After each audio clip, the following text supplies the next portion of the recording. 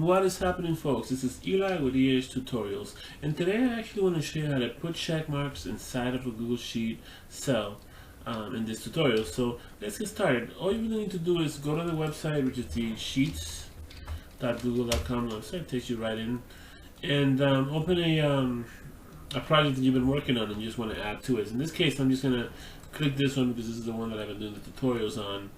In a previous video I did the date one, and all you really have to do is click on it and it shows you the date. But we're going to actually put something else here. We're going to put a check mark, a confirmation check, if you will. So I would say, let's just put it on confirm. Yeah, confirm. And then you can edit this stuff out, of course, and you can put anything you want in there. But so if you want to put a check mark here, you can actually do it individually if you like, but you can also do it in bulk. I'm going to show you how to do both. So pretty much to do it in an individual way, you want to put a check mark to check something. You have a list here that you need to look at, and you want to tell your boss, you guys are working on a big project, and you want to tell your boss, hey look, I looked at this stock, I don't know, and researched it or whatever, right?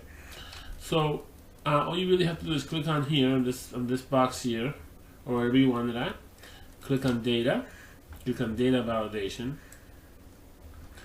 and if you see here the criteria, you can put a checkbox, and that'll show you a checkbox, that you can do, that you can put in, and you can check that, And if you were to, if another person wants to see this document, there's a check mark there that you check that.